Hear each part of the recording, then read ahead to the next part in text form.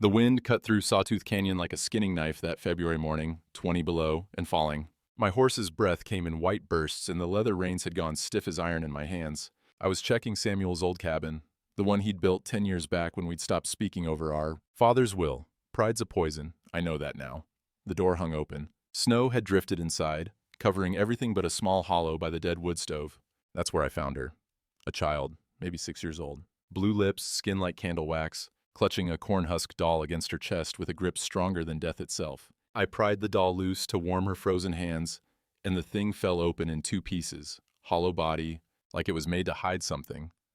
A folded paper dropped into the snow. I picked it up. Land patent. 160 acres. My brother's signature at the bottom. Legal description included water rights and confirmed placer gold. Assessed value, $12,000. Deadline, April 15th, 1887. Samuel's handwriting in the margin. For Grace, trust Caleb. The child's eyes fluttered open. She looked at me and whispered 6 words I'll never forget. Uncle Monroe said Papa went to sleep.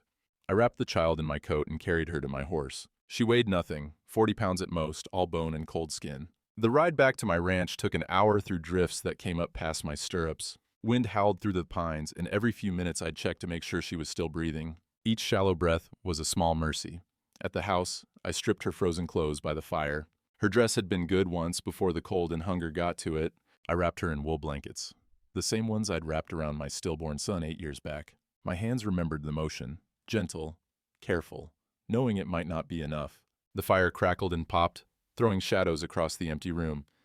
I'd lived alone since Martha died. The house was too quiet most days, just me and the sound of my own boots on the floorboards, the tick of the clock on the mantel, the wind finding gaps in the chinking. I heated milk in a pot, added honey the way Martha used to. The smell of it filled the kitchen, sweet and warm, mixing with the wood smoke. Steam rose from the pot. I tried to get a spoonful between the child's lips, but she was too far gone. Her breath came quick and shallow, and her skin had that waxy look I'd seen on dying cattle. I placed her cornhusk doll beside her on the bed, kept it close where she could see it if she woke. The patent I folded and set on the table. Didn't study it much then, was too focused on keeping breath in her lungs. For 3 days I barely slept, fed the fire, changed the blankets when fever sweat soaked through, tried milk, tried broth, tried water. She'd take a little, then drift back under. The cattle still needed feeding, ice still needed breaking on the water troughs, but I did it fast and came right back. Something about her pulled at me, maybe the way her small hand would grip the blanket edge, or how her eyes would flutter but not quite open. On the 3rd morning, I woke in the chair beside her bed. Gray light came through the window. The fire had burned down to coals, and the room had gone cold. I stood to rebuild it, and that's when I heard the sound. Humming, soft, barely there. A tune I hadn't heard in 30 years, my mother's lullaby. The one she used to sing to me and Samuel when we were boys before the cholera took her. The one Samuel and I would hum to each other when we were scared of the dark, or the thunder, or our father's temper. I turned. The child's eyes were open, gray-blue, like creek water. She was watching me, and her lips moved around that tune like it was the only thing keeping her tethered to the world. You know that song?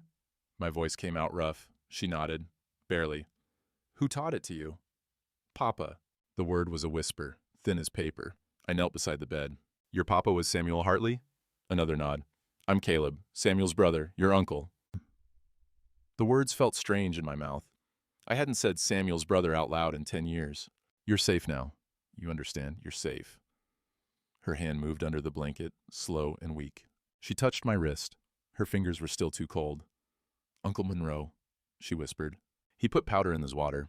Papa said it tasted funny, but Uncle Monroe said it was just minerals. Her eyes filled with tears. Then Papa got sick. Then Papa went to sleep and wouldn't wake up. The room seemed to tilt. I steadied myself against the bed frame. The smell of wood smoke and wool and warm milk all mixed together.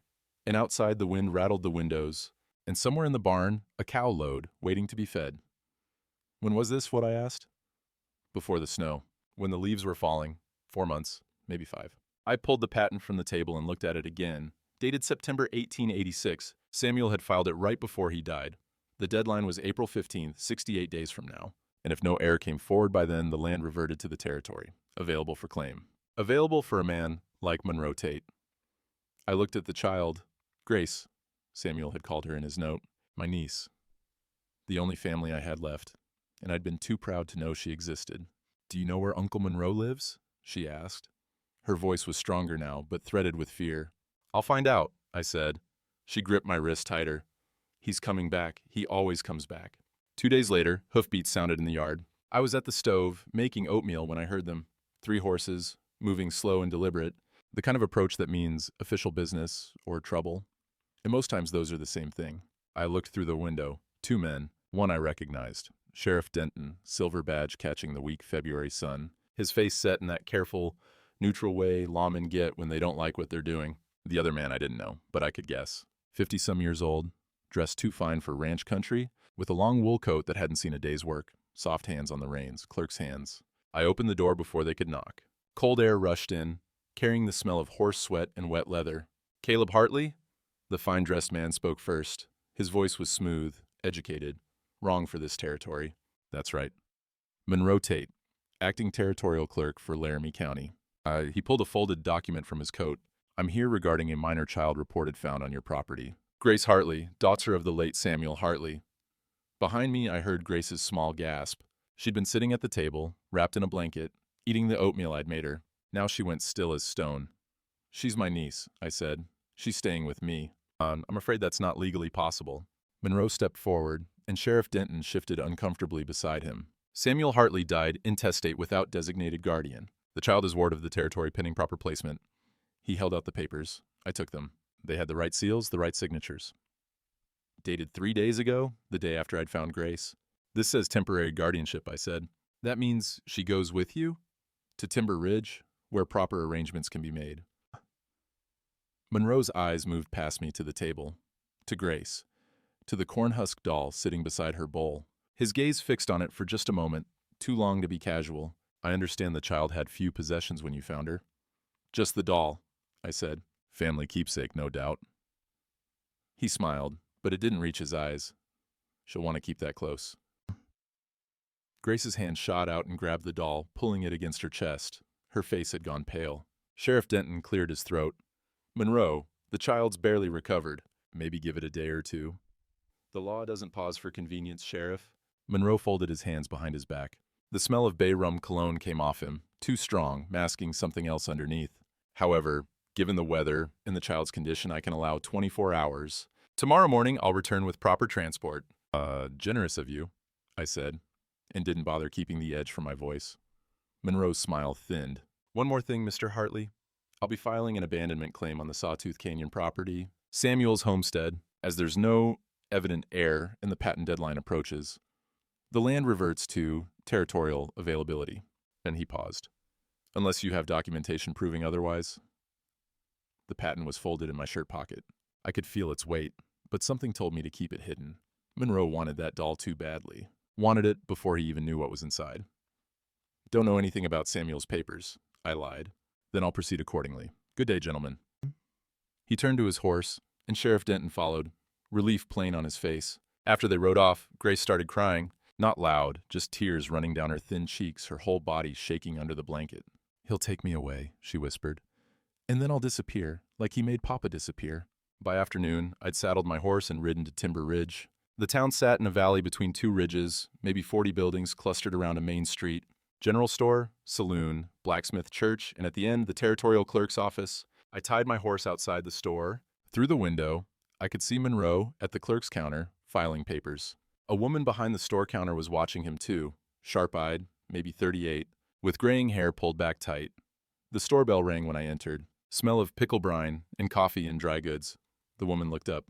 Help you? Caleb Hartley. Ruth Calloway. She nodded toward the clerk's office.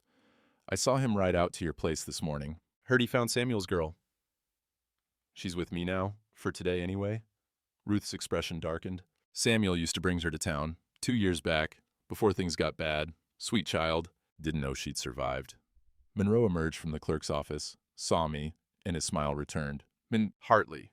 Changed your mind about cooperation? Came to see what you're filing. Public record. Anyone can view it. He gestured to the posted notice board outside. Just filed formal abandonment claim on the Sawtooth property. Also submitted my guardianship order to Judge Harmon in Cheyenne for final approval. Should be processed by March 15th. March 15th. 4 weeks. People were starting to gather. Merchants coming to doorways. Townspeople stopping in the street. Small towns are like that. Everyone wants to witness conflict. That's Samuel's land, I said. His daughter's inheritance. Where's the documentation? Monroe's voice carried, meant for the crowd. Death certificate filed in September lists Samuel Hartley, deceased, no surviving family. No birth registration for any child, no will, no guardian designation. He paused. If there's an heir, Mr. Hartley, produce the evidence. Ruth stepped from behind her counter. I saw Samuel with that girl, October of '85, right here in this store. Hearsay isn't documentation, Mrs. Calloway. Monroe's tone stayed pleasant, but something cold flickered in his eyes. The territorial court requires proof, birth certificates, marriage records, legal claims. And he turned back to me. The railroad wants to run an easement across that canyon. They've made a generous offer, $14,000 for the land and passage rights. Benefits everyone. Your ranch stays intact, the territory gets development, and an orphan child gets proper institutional care in Laramie. $14,000, the number hung in the air like gun smoke. That child needs family, I said, not an institution. And that child needs legal standing. Monroe adjusted his coat, which, currently, she doesn't have. Tomorrow morning, Mr. Hartley, be ready. He walked to his horse, mounted, and rode north without looking back. The crowd didn't disperse. They stood there, watching me. Some faces sympathetic, others calculating. I could see the thought forming. Hartley pride cost him his brother, now it'll cost him his niece. Ruth touched my arm. Back room, now. I followed her through the store to a small office lined with shelves and ledgers. She closed the door, and the smell of paper dust and kerosene lamp oil wrapped around us. He filed that abandonment claim 3 days ago, she said quietly. Same day he filed the guardianship order. Same day you found Grace. The pieces fell together. He knew she was out there. Or knew she should be. Samuel died 4 months back. Death certificate filed by Monroe himself. He was acting clerk even then. Ruth pulled a ledger from the shelf. I keep my own records, something my late husband taught me. Here. She opened to a page dated September 1886. A copy of a death certificate. Samuel Hartley. Survived by daughter Grace. Age 5. Then she showed me another page. Same certificate, different entry. Survived by none. He filed it twice, what I said, so once with the truth, once without. Ruth closed the ledger. My husband died 5 years back. Land dispute with Monroe's associate. Mysterious illness, they called it. Her jaw tightened. I've been watching Monroe ever since. Outside, the wind had picked up. The store's tin roof creaked and rattled. Through the window, I could see townspeople still clustered in small groups, talking, gesturing toward the clerk's office.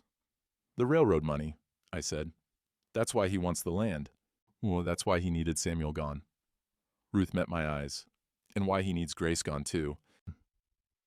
Ruth's back room smelled like old paper and lamp oil. She had shelves, floor to ceiling, each one packed with ledgers bound in cracked leather. Her hands moved quick and certain, pulling volumes down, flipping to marked pages. This is the original filing, she said, pointing. September 12th. Samuel Hartley, age 37, died of illness. Daughter Grace, age 5. Filed by Monroe Tate, acting clerk. The handwriting was neat, official, the kind that belongs in courthouse records. Now look at this. She pulled down a second ledger. Same date. Same death. Different entry. Refiled November 4th. No surviving family. I stared at the pages. The sound of my own breathing filled the small room, and somewhere in the store a cat meowed. And outside, the wind kept rattling that tin roof like it wanted inside. Why keep 2 versions? I asked. He didn't know I kept copies. Ruth's mouth formed a hard line. My husband Thomas died the same way. Illness, they said, stomach troubles, lasted 2 weeks. By the time he passed, he couldn't keep anything down. She closed the ledgers. 3 days later, Monroe's associate filed a claim on our land. Said Thomas had an outstanding debt, produced paperwork I'd never seen. Did you fight it? Tried. Judge said the signatures looked legitimate. I had no proof otherwise, and she returned the ledgers to their shelves. That's when I started keeping my own records. Everything that passes through this town, I copy it, date it, store it. Through the wall, the store bell rang. Voices carried, customers, daily business. Normal life happening while we talked about murder and fraud. My husband's death was 5 years ago, Ruth said. Since then, I've watched Monroe file 7 death certificates for men with valuable land. All illness. All convenient. She turned to face me. I can't prove what he's doing, not yet, but I know he's done it before. And I know he'll do it again if we don't stop him. What do you need? Time. Access to territorial records in Cheyenne. Someone who can testify about Samuel's character, his family. She paused. And you need to keep Grace safe. If Monroe suspects she has any legal claim. The patent. I pulled it from my pocket, unfolded it. Samuel hid it in her doll. Ruth took it, read it carefully. Her eyes widened at the assessed value, the deadline. $12,000, water rights, gold placer. She looked up. Monroe needs this land abandoned by April 15th. That's why he filed for guardianship so fast. He can't let Grace establish legal standing. And Judge needs to see this. Not yet. Ruth handed it back. You show this now, Monroe will claim it's forged or stolen, or that Samuel signed under duress. She moved to the door, cracked it open to check the store. Empty except for her cat, a gray tabby washing its face on the counter. First, we prove Grace is Samuel's daughter. Birth records, witnesses, anything that establishes lineage. Then we bring the patent. The cat jumped down and padded toward us, tail high. It rubbed against Ruth's leg, purring. There's someone you should talk to, she said. Dutch Werner. Runs the blacksmith shop. He and Samuel were close, years back. If anyone can vouch for family connection, it's Dutch. The blacksmith shop sat at the edge of town, a low building with smoke pouring from the chimney. The sound reached me before I saw it. Hammer on anvil, steady as a heartbeat. The smell of coal smoke and hot metal hung in the cold air. I'd brought Grace with me. Didn't want to leave her alone at the ranch, and she'd begged to come. Now she sat on the wagon seat beside me, wrapped in blankets, clutching her doll. Inside, the shop glowed orange from the forge. A big man worked the bellows, barrel-chested, maybe 60 years old, with arms like fence posts. His leather apron was scarred and burnt, and sweat ran down his face despite the February cold outside. He looked up when we entered. His eyes went to Grace first, then to me. Something shifted in his expression. Recognition, maybe? Or memory? Help you? His voice was rough from smoke and years. Dutch Werner? That's right. Caleb Hartley, Samuel's brother. The hammer in his hand lowered. For a moment he just stood there, the forge crackling behind him, the smell of burnt hoof and hot iron filling the space between us. Samuel, he said finally. Heard he passed 4 months back. Dutch nodded slowly. His eyes went to Grace again. She'd climbed down from the wagon and was walking along the wall, looking at the tools hanging there. Horseshoes, tongs, files, all arranged neat and careful. Then she stopped. Her small hand reached up to touch something mounted on a post. A horseshoe, old and rusted, with letters stamped into the metal, S.H. Papa made this, Grace said. Her voice was quiet, but it carried in the shop's stillness. Dutch crossed to her in 3 strides, knelt down so he was eye level with her. He took the horseshoe from its peg, turned it over in his big hands, traced the letters with 1 finger. Samuel Hartley, he whispered, his eyes filled. I taught that boy to stamp his mark. 15 years ago, when he wasn't much older than you. He looked at Grace like he was seeing a ghost. You got his eyes. Same color. Same way of looking at the world. You knew my papa? Saved my life at Gettysburg. Carried me 2 miles with a rifle ball in my leg. Dutch's voice cracked. Afterward, when the war ended, he stayed with me, learned the trade. Best apprentice I ever had. He handed her the horseshoe. This was the first one he made alone. I kept it to remember. Grace held it carefully, like it was made of glass instead of iron. Why'd you and Samuel stop talking? Dutch asked me. His tone had gone hard. Pride? Stupidity. Our father left me the main ranch, left Samuel the mountain land. I thought it meant something it didn't, and the words tasted like ash. 10 years of silence, for nothing. Dutch stood, wiped his eyes with the back of his hand. Samuel came to see me, 8 months back, said his water tasted wrong, chemical smell, bitter. Asked if I'd ever heard of well poisoning. He shook his head. I told him he was being paranoid. Wished to God I'd listened. The forge fire popped, sending sparks up. Outside, a horse whinnied. Monroe Tate's trying to take Samuel's land, I said. Claims Grace doesn't exist legally. Claims she's got no family. Dutch's jaw set. The hell she doesn't. You willing to testify to that? I'll do more than testify. He hung his hammer on its peg, untied his apron. I owed Samuel everything. I owe his daughter the same. And he looked down at Grace. Your papa was the finest man I knew. You understand? Finest man. And I promise you, little one, whatever fight's coming, I'm standing in it. Grace clutched the horseshoe against her chest and nodded. Outside, the sun was dropping toward the ridge. We had 1 day left before Monroe came back with his papers and his law. But now we had 2 allies. And sometimes that's how wars begin. Not with armies, but with a few people who decide they've seen enough wrong. Sunday came cold and gray.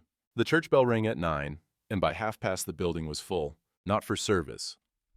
Preacher Morrison had called a community meeting to discuss the Hartley situation, as he put it. The words spread through town like smoke. Grace sat beside me in a middle pew, her doll in her lap. Dutch stood at the back wall, arms crossed. Ruth sat across the aisle, her face carefully neutral. The rest of the town packed in around us. Merchants, ranchers, their wives, their children. The smell of damp wool and unwashed bodies filled the space, mixed with the cold char smell from the wood stove that hadn't quite heated the room yet. Monroe Tate arrived last. He took a seat in the front pew, right beside the mayor's family. Deliberate, a statement about where power lived. Preacher Morrison stood at the pulpit, uncomfortable in his role. Neighbors, we gathered to address a matter of some disagreement regarding the child found at Sawtooth Cabin and the disposition of Samuel Hartley's estate. A merchant named Whitmore stood. Hartley's been gone 10 years. Him and his brother didn't speak. Now Caleb wants to claim kinship when there's money involved? That child is my niece, I said, keeping my voice level. Blood don't stop being blood because men are fools. Where's the proof? Another merchant, Carson. Birth certificate? Marriage records? Records were altered, Ruth called out. She stood, faced the congregation. I have copies showing. Copies aren't legal documents, Mrs. Calloway. Monroe's voice cut through, smooth and reasonable. They're hearsay at best, forgery at worst. You calling me a liar? I'm calling you mistaken. He stood, turned to address the crowd. Folks, this isn't personal. It's about law and order. The railroad wants to develop this territory, bring jobs, prosperity, growth. They've made a fair offer for land that's currently abandoned, unproductive. He gestured toward me. Caleb can keep his ranch. The child gets proper care in a territorial facility. Everyone benefits. Except Samuel's daughter, Dutch said from the back. Bootsteps echoed as people turned to look at him. Who gets shipped off to Laramie? 6-month wagon ride. Winter roads. You know what happens to sick children on those roads. Better than leaving her with a man who couldn't be bothered to visit his own brother for a decade. Whitmore again. Who's to say Hartley won't just abandon her like he abandoned Samuel? Grace's hand found mine under the pew. Her fingers were cold and shaking. Vote, someone called. Let's vote on it. Preacher Morrison raised his hands. This isn't a matter for voting. Why not? Carson stood. Town's got a stake in this. Railroad development affects us all. The preacher looked pained, but nodded. All in favor of supporting Monroe's guardianship claim and the railroad development stand. 18 people rose. Merchants mostly, and a few townspeople who worked the railroad jobs. The sound of benches creaking, boots shuffling. Those opposed? 15 stood. Ranchers mostly. Dutch. Ruth. Old Mrs. Henderson from the boarding house. The widow Martinez who ran the laundry. 3 votes. That's all it came down to. The difference between family and law, between mercy and money. 3 people standing or sitting, and Grace's whole future hanging in that gap. Motion carries. Preacher Morrison said quietly. The congregation supports the territorial claim. Monroe stood, nodded to the crowd. Thank you, neighbors, for seeing reason. He turned to look at me. Judge Harmon will hear the case March 15th in Cheyenne. I've requested his presence given the complexity. You're welcome to attend, Mr. Hartley. Present whatever evidence you believe supports your claim. March 15th, 4 weeks away. And if the judge rules in your favor, I asked, then I'll abide by the law, as should we all. His smile was thin. Of course, Judge Harmon is known for his rigor. He'll require material evidence of fraud, documented proof, not allegations, not copied records. He buttoned his coat. Good day, gentlemen, ladies. He walked out, and half the congregation followed him. The other half sat in uncomfortable silence, not quite meeting each other's eyes. Grace's hand tightened on mine. They want me gone, she whispered. Some do, some don't, and some are just scared. I looked down at her small face, saw the fear there. But scared or not, we don't quit. Outside, snow had started falling again, wet, heavy flakes that clung to everything. Next morning, I rode to town to buy supplies.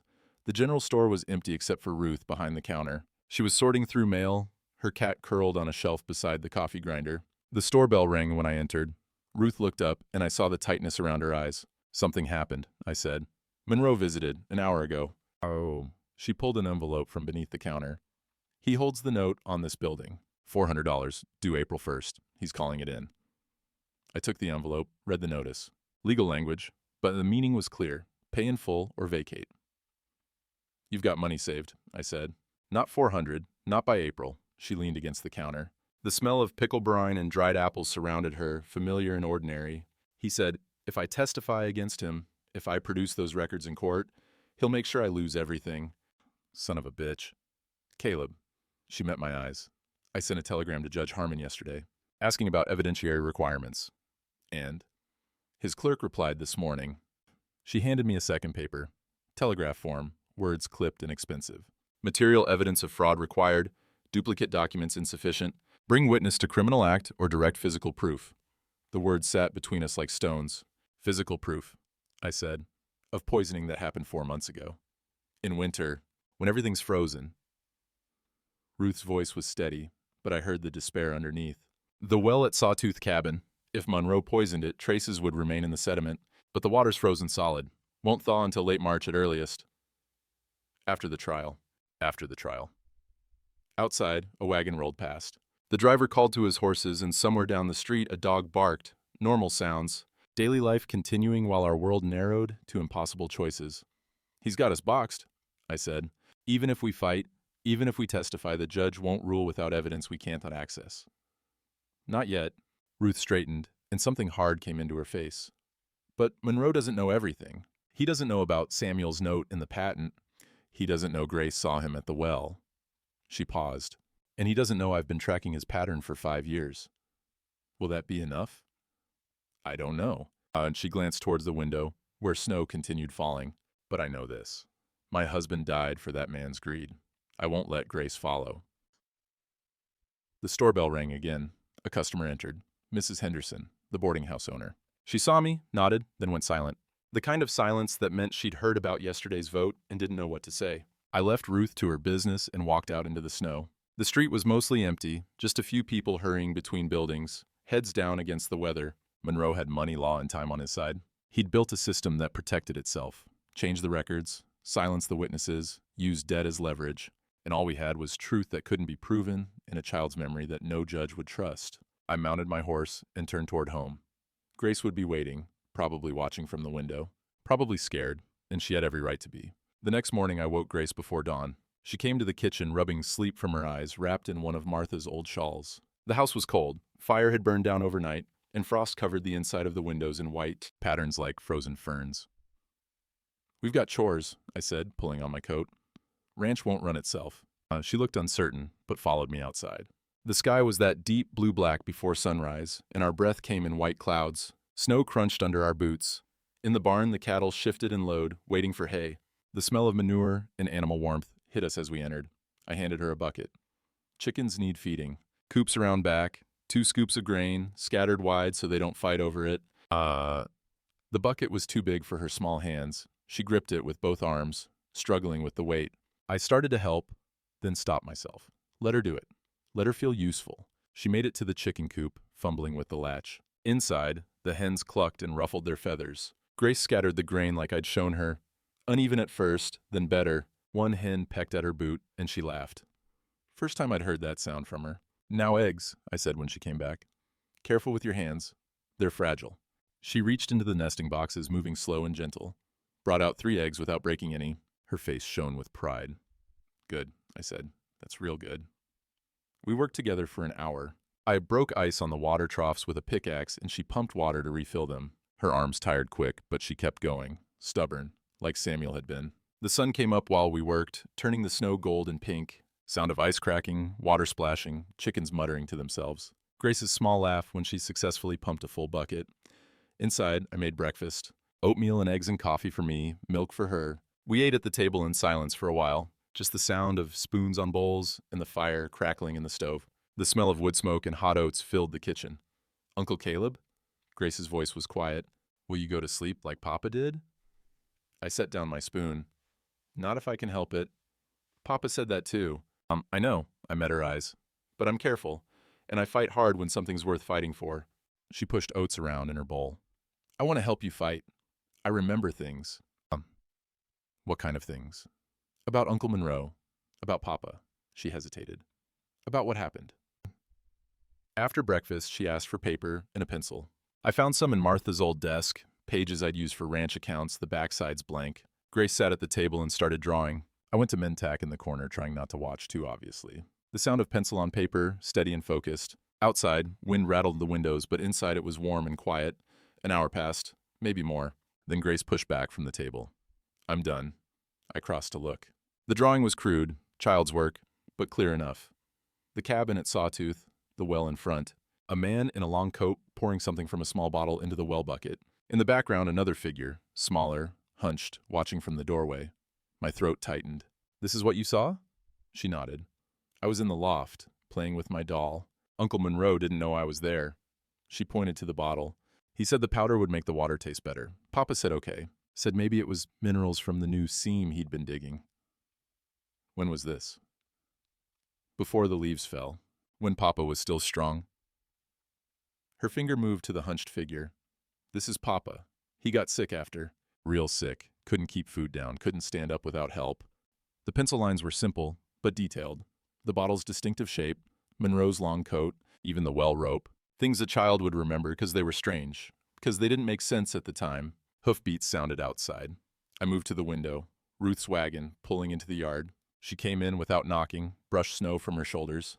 Her eyes went to the drawing on the table, and I watched her face change as she understood what she was seeing. Grace drew it this morning, I said. Ruth picked up the paper carefully, like it might tear. This is testimony, visual documentation of the crime. From a 6-year-old, will a judge accept it? If we can corroborate it, if we can prove Monroe was at the cabin that day, if we can find physical evidence. She stopped, set the paper down. The well. If he poisoned it, traces remain. Arsenic settles in sediment, but Caleb, spring thaws weeks away. March 15th is the trial. Late March is when that well might be accessible. Maybe early April. Ruth's voice was tight. We need that evidence, but time's working against us. Outside, the sky had gone gray again. More snow coming. Winter holding on with both hands, keeping secrets frozen in the ground. How long can you delay Monroe? I asked. I can't. He's got the law. Ruth touched Grace's shoulder. But this drawing, keep it safe. We'll need it when the time comes. And if the time comes, I thought but didn't say. Grace looked between us. The water's frozen?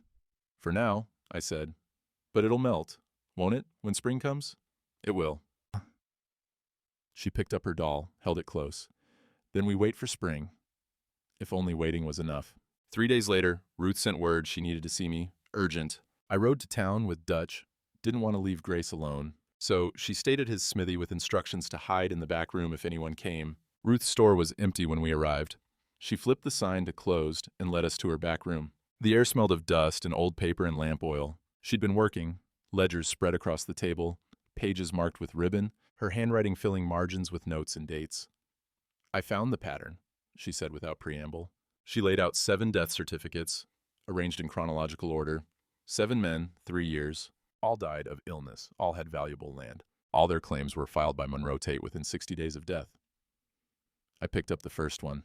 Thomas Calloway, Ruth's husband, died March 1882, stomach illness. Land sold to Railroad Consortium 6 months later. The second, James Martinez, September 1883. Fever and weakness. Water rights claimed by Territorial Office, resold to mining company. The third, Robert Chen, January 1884. Respiratory failure. Timberland transferred to lumber operation. The list went on. Each death neat and documented. Each land transfer legal and proper. Each one profitable. Samuel was number 7, Ruth said. Her voice was steady, but her hands shook slightly as she touched the certificates. Same pattern. Illness that looked natural. Death filed by Monroe. Land claimed for abandonment or debt. Dutch leaned over the table, reading. His face had gone hard. I knew 2 of these men, Martinez and Chen, both veterans, good men, healthy until they weren't. Estimated total theft, I asked. Over $40,000, land, water rights, mineral claims, timber. Ruth pulled out another ledger. I sent copies to the federal marshal in Cheyenne. Telegraph reply came yesterday. They're sending an investigator. When? 10 to 14 days. Trial's March 15th, I said. 12 days from now. I know. Ruth sat heavily in her chair. The cat jumped into her lap and she stroked its fur absently. Marshal won't arrive in time. We'll have to fight this case without federal support. Dutch's fist hit the table. 7 families destroyed. For money. For goddamn money. Outside, boot steps sounded on the boardwalk. All 3 of us went still, listening. The steps continued past, fading. Why Grace? Dutch asked. Samuel was young, healthy. Why not wait for natural death? Railroad timeline, Ruth said. They need that easement by May for summer construction. Monroe couldn't wait years for Samuel to die naturally. She paused. And there's something else. The railroad already paid Monroe $2,000. Advance payment for guaranteed land access. He spent money he didn't have, I said. More than that, he invested it. Denver land speculation according to his private correspondence with the railroad attorney. Ruth opened another folder. I have friends in Denver. They did some checking. Monroe's investment failed. He's $2,000 in debt to men who don't forgive debt. The pieces fell into place. Monroe wasn't just greedy, he was desperate, backed into a corner by his own gambling. He has to deliver that land, I said, or he's ruined. Worse than ruined. Ruth pulled out a letter, showed us the signature. Railroad attorney, threatening legal action for breach of contract. He guaranteed them access, in writing. Before he had title. Dutch whistled low. That's fraud right there. Which means he'll do anything to make this work, I said, including eliminating a 6-year-old witness. A knock at the back door made us all jump. Ruth went to the small window, peered out, then relaxed. It's Finch, Monroe's clerk. She opened the door. A young man stood there, maybe 22, thin and nervous. His eyes darted around like a cornered animal. The smell of horse sweat and fear came off him. Mrs. Calloway, he said, I need to talk to someone. Come in. Ruth pulled him inside, locked the door. This is Caleb Hartley and Dutch Werner. You can speak freely. Finch looked at me, and something in his face crumpled. I didn't know people were dying. I swear to God, I thought it was just paperwork shortcuts, filing corrections, administrative things. What changed? I asked. Yesterday, I was filing documents, and I found, and he reached into his coat, pulled out a receipt. Monroe bought strychnine 6 months ago from a druggist in Laramie, said it was for rats. His hands shook. But we don't have rats. The office is clean. Dutch took the receipt, read it. 5 ounces, that's enough to kill 20 men. I've been keeping a second ledger, Finch said in a rush. Since I started working for him 18 months ago, every time he altered a record, every filing correction, every death certificate change, I documented it. Dates, original entries, revised entries. He looked at Ruth. I know it was wrong. I know I should have spoken up. But I needed the job. And I kept thinking maybe I was wrong. Maybe it was legitimate. Maybe... Where's the ledger? Ruth interrupted. My boarding house. Hidden under the floorboards. He swallowed hard. And there's more. The railroad contract. Monroe signed it before he had title to the land. Terms that aren't legal. Kickback structure, payment for influence, guaranteed access regardless of legitimate claims. His voice dropped to a whisper. I copied it. I have proof of everything. The room went silent, except for the cat's purring and the sound of our breathing. If you testify, Ruth said carefully, Monroe will destroy you. Your reputation, your livelihood, maybe worse. I know. Finch met her eyes. But I can't sleep. Haven't slept right in months. Every time I close my eyes, I see those death certificates, those altered records, those families. And he looked at me. Is it true, the child? She's really Samuel's daughter. She is. Then I'll testify. I'll bring the ledger, the contract, all of it. His jaw set. I'm not brave, Mrs. Calloway. I'm a coward. But even cowards got to draw a line somewhere. Ruth stood. You'll need protection. Monroe finds out you've turned. I know. Finch's voice was flat. I'm already dead if he discovers the ledger. Might as well die doing the right thing. Not on my watch. Dutch stepped forward.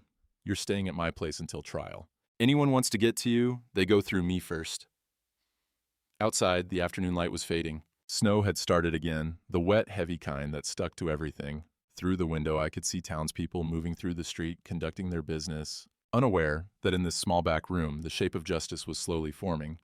March 15th, Ruth said. We bring everything. The pattern, the ledger, the railroad contract, Grace's testimony, Samuel's patent, everything. Will it be enough? I asked. It has to be. She looked at each of us in turn. Because if we lose, Grace disappears, and Monroe keeps killing. Finch had gone pale, but he nodded. I'll be ready. We left through the back door, separately, careful not to be seen together. Dutch took Finch to his smithy. Ruth returned to her counter. I walked to my horse, and the snow kept falling. And somewhere in this town, Monroe Tate was building his defense, unaware that his own clerk had turned against him. Sometimes wars are won by the smallest soldiers. Sunday service felt like walking into a courtroom. Grace and I took our usual pew, and the space around us stayed empty. Families filed in, saw us, chose seats on the other side. The Henderson family, the Carsons. Even old Mrs. Martinez, who'd stood with us at the vote, sat 3 rows back and wouldn't meet my eyes. The church smelled like cold wood and candle wax and the wool coats of people who'd rather be anywhere else. Grace clutched her doll tight, her small body pressed against my side. Preacher Morrison's sermon was about accepting God's will, about trusting in higher authority, about how sometimes we must surrender our desires for the greater good. His words floated over the congregation like smoke, and I felt everyone aimed at me. After service, people filed out quick. No lingering, no Sunday fellowship. The merchant families clustered around Monroe, who'd sat in the front pew like he owned the place. Their voices carried talk of railroad contracts, spring construction, prosperity. One woman approached, Mrs. Henderson, the rancher's wife. She pressed a cloth-wrapped bundle into my hands without speaking. Food, biscuits and dried meat. Then she squeezed my hand once and walked away, her silence speaking louder than words could. Grace and I walked home alone. The street was empty except for wind-pushing snow and small drifts against buildings. Our boot prints were the only marks in the fresh powder. "Do they hate us?" Grace asked. "No." I looked down at her small face, red with cold. "They're afraid. And fear makes people small." And she thought about that for a while, then nodded like she understood something I hadn't said. That night, Dutch came to the ranch with 3 other men. I'd put Grace to bed early, told her to stay quiet no matter what sounds she heard. Now 5 of us stood in the barn, breath clouding in the cold air, the smell of hay and horse sweat and leather around us. "Henderson, Cole, Martinez," Dutch said, gesturing to each man in turn. "All lost something to Monroe or his associates. All got reasons to ride. Henderson was maybe 45, weathered face, steady hands. Lost a quarter section to Monroe's partner 4 years back. Thought it was legitimate then. Ain't so sure now. Cole was younger, early 30s, with a wife and 2 small children. Monroe's men shot at my boy last week. Warning shot, they said, but my son's 8 years old. This stops now. Martinez was older, 50 at least, Mexican-American with an accent that spoke of years in the territory. My brother died, 1883. Fever, they called it. His land went to mining company a month later. His jaw set. I want to know if it was natural. I looked at the 4 of them. This could go bad. Monroe's got men watching. They're armed. So are we, Dutch said. He laid out the plan on a saddle blanket, using his finger to trace roots in the dust. Ride tonight. Reach Sawtooth by dawn, break the ice on that well, get water samples and sediment. Doc Freely can test it, ride back by evening. And if Monroe's men are there? Henderson asked. We avoid confrontation if possible, but we don't back down. Dutch looked at me. You stay here with Grace. If something happens, Ruth knows to take her to your sister in Colorado. Papers are ready. Nothing's happening to you, I said. No, Dutch agreed. It's not. He started gathering tools. Picks for breaking ice, rope, glass jars for samples. The sound of metal on wood, careful and deliberate. Samuel came to me 8 months ago. Said his water tasted wrong. Chemical smell, he said. Bitter. I told him he was being paranoid. His voice roughened. I was wrong. I owe him this. I owe Grace. Cole checked his rifle, the oiled metal gleaming in lantern light. My boy asked me yesterday why bad men don't get punished. Couldn't give him an answer. Maybe after tomorrow I can. We ride at midnight, Dutch said. 4 hours to Sawtooth. Hour to break ice and extract samples. 4 hours back. Should be home by noon. They filed out into the night, leading their horses quiet, not wanting to wake Grace or draw attention. I watched from the barn door as they disappeared into darkness, just shadows moving between trees. The wind picked up. Somewhere in the distance, a coyote howled. Inside the house, a lamp burned in Grace's window. I'd left it on so she wouldn't wake in darkness. 4 men riding into danger because one child deserved justice. Sometimes that's all it takes to change the world. Dawn came gray and cold. Dutch and his men reached the cabin at Sawtooth just as light broke over the ridge. The well stood in the yard, covered in snow, rope frozen to the windlass. Dutch had told me later how it went, how they spent 45 minutes with picks and axes, breaking through 14 inches of ice, the sound of metal on frozen water, echoing off the canyon walls. When they finally broke through, the smell hit them. Chemical. Burning. Wrong. Henderson lowered the bucket on the stiff rope, the windlass squeaking in the morning silence. When he pulled it up, the water was dark. Black sediment thick at the bottom. God almighty, Cole whispered. That's poison. They filled 3 glass jars with the water and sediment, sealed them tight.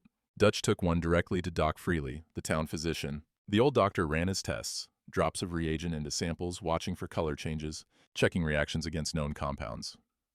Arsenic, he said finally, his voice grim. Lethal concentration. Whoever drank from this well, he didn't finish, didn't need to.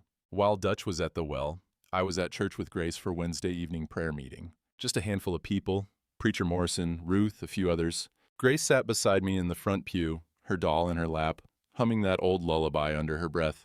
The door slammed open. Monroe strode in, 2 men behind him. Bull Mason and a man they called Creek, rough types, the kind hired for railroad work that didn't involve rails. The smell of whiskey and gun oil came with them. By order of territorial court, Monroe announced, I'm taking custody of the child. Preacher Morrison stood. Not in God's house, you're not. Step aside, preacher. This is legal business. Ruth moved to block the aisle. Papers aren't finalized until trial, Monroe. You know that. Move aside, Mrs. Calloway, or I'll have you removed for obstruction. Grace's hand found mine. Her breathing had gone quick and shallow. Then something unexpected happened. Henderson's wife stood from her pew, just stood there, not saying anything, just blocking the path. Then Mrs. Martinez rose. Then the widow Chen. Then Cole's wife holding her baby. You'll have to go through all of us, Mrs. Henderson said quietly. Monroe's face darkened. Bull, creek, clear path. The two men moved forward, hands going to their guns. Preacher Morrison stepped between them and the women, his body shaking but his voice steady. You'll shoot us all, in front of witnesses, in a church? The standoff held, 30 seconds that felt like hours, no sound except breathing and the wind outside and somewhere a clock ticking. The smell of candle wax and cold sweat and fear thickened the air, then hoofbeats, fast and urgent. Dutch burst through the door, covered in mud and melted snow, holding up a glass jar. Got it. Arsenic. From Samuel's well, Doc Freely confirmed it. Monroe's face went white, then red, then blank. You're done, Dutch said. You hear me? Done. For a moment, I thought Monroe might go for his gun. His hand twitched toward his coat, but Bull and Creek saw which way the wind was blowing, saw the women standing firm, saw the preacher blocking them, saw Dutch with proof in his hand and murder in his eyes. We're leaving, Bull said. He grabbed Monroe's arm. Now. They backed out of the church. Monroe's eyes never left Grace. March 15th, he called back. Judge will decide, not you people. After they left, the silence broke. Women crying, men exhaling. Preacher Morrison, sitting down hard, his legs giving out. Grace looked up at me. Is it over? Not yet, I said, but soon. Judge Harmon arrived 2 days later. She was 50-some, gray hair pulled back severe, eyes that missed nothing. The trial was held in the church, the only building large enough for the crowd that came. Everyone packed in. Merchants and ranchers, railroadmen and townspeople. Even folks from neighboring valleys who'd heard about the case. The air was thick with body heat and tension, the smell of wool and tobacco and anxious sweat. Monroe sat in front with a lawyer from Cheyenne. Slick suit, confident smile. I sat across with Ruth and Dutch. Grace beside me, so small the pew dwarfed her. Finch testified first. Hands shaking, voice quiet but clear. He described the altered records, the pattern of deaths, the dates and changes, produced his second ledger with everything documented. Monroe's lawyer tried to tear into him. Disgruntled employee, fabricated records. But Judge Harmon shut it down. Ruth went next. Laid out the 7 death certificates, the timeline, the land transfers, showed how each death benefited Monroe or his associates. Dutch brought the arsenic evidence. Doc Freely testified about the concentration, the symptoms it would cause, how it matched Samuel's described illness. Monroe's lawyer stood. Your Honor, this is circumstantial. No direct proof Mr. Tate administered any poison. The well could have been contaminated naturally, or by someone else entirely. Judge Harmon leaned back. That's for a criminal trial to determine. This hearing concerns guardianship only. She looked at me. Mr. Hartley, approach with the child. Grace's hand trembled in mine as we walked to the judge's bench. Judge Harmon studied her for a long moment, then gestured to the preacher's office. Private conversation. In the small room, the judge knelt down to Grace's level. Her stern face softened slightly. Hello, Grace. I'm Judge Harmon. I need to ask you some questions. Is that all right? Grace nodded. Can you tell me about your papa? He worked hard. He loved me. He sang Mama's songs. Grace's voice was small but steady. Uncle Monroe visited a lot. Papa trusted him. What happened to your papa? Uncle Monroe put powder in the water, said it would make it taste better. Papa got sick. Really sick. Tears ran down her cheeks. Then Papa went to sleep and didn't wake up. Judge Harmon's expression didn't change, but something in her eyes hardened. You saw this? The powder? I was in the loft, playing. Grace pulled out her drawing, the one she'd made weeks ago. I drew it so I wouldn't forget. The judge studied the picture, the well, the bottle, the figure in the long coat. That's very brave, Grace. Where did you get your doll? Mama made it, before she died. Papa said keep it safe for Uncle Caleb. So may I see it? Grace opened the doll's hollow body with careful fingers. The patent fell out, folded and worn. Judge Harmon unfolded it, read Samuel's handwriting in the margin. For Grace. Trust Caleb. She was quiet for a long time. Then she stood. Let's return to the courtroom. Back at the bench, Judge Harmon's voice carried through the packed church. I've reviewed the evidence, testimony from multiple witnesses, physical proof of contamination, documentary evidence of fraud, and the child's own account. She held up the patent. Samuel Hartley left clear instructions. His daughter Grace is the rightful heir to his property. Caleb Hartley is hereby appointed legal guardian pending formal adoption proceedings. She turned to Monroe. Mr. Tate, you are under arrest for fraud and falsification of territorial records. Federal marshal will investigate murder charges. She nodded to the marshal who'd arrived that morning. Take him. The church erupted, some cheering, some shocked. Monroe stood, his face a mask, as chains were fitted to his wrists. Grace looked up at me. Can I stay with you? Forever, I said, if you'll have me. She smiled, the first real smile I'd seen from her. I'd like that, Uncle Caleb. I'd like that very much. The next morning, Judge Harmon came to the ranch with a leather case full of papers. Grace sat at the kitchen table, swinging her legs that didn't quite reach the floor, while the judge explained what adoption meant in language a child could understand. Do you want Uncle Caleb to be your papa? Judge Harmon asked. Grace looked at me, then back at the judge. He already is. Just need the paper to make it official. The judge smiled. First time I'd seen that stern face soften. That's exactly right. And I signed where she showed me. Grace made her mark, a careful G with my hand steadying hers. Judge Harmon pressed her seal into hot wax, and just like that, Grace Hartley became my daughter in the eyes of the law. Mr. Tate will be transported to Cheyenne this afternoon, Judge Harmon said, packing her case. Federal charges include mail fraud, land fraud, and suspected murder. Your testimony will be required eventually, but not for several months. The territorial court is also investigating his associates. What about the land? Patent transfers to Grace. You're appointed trustee until she reaches 21. The land can't be sold or mortgaged without court approval. She paused at the door. The railroad made a formal apology this morning, voided their contract with Mr. Tate. Seems they prefer clean business over fraud. After she left, Grace climbed into my lap. Just sat there, quiet, her head against my chest. Outside, snow was melting in the morning sun, drip from the eaves, the sound of spring coming whether winter wanted it or not. That afternoon, Monroe left Timber Ridge in a wagon, hands shackled, federal marshal riding alongside. Half the town came out to watch, not celebrating, just witnessing. The kind of silence that comes when justice finally catches up to power. Ruth stood beside me on the boardwalk. Finch testified again this morning. Federal prosecutor offered him immunity in exchange for full cooperation. He taking it? Already did. Also accepted my offer of clerk work at the store. She smiled slightly. Turns out honest work suits him. Down the street, Dutch's smithy had smoke pouring from the chimney.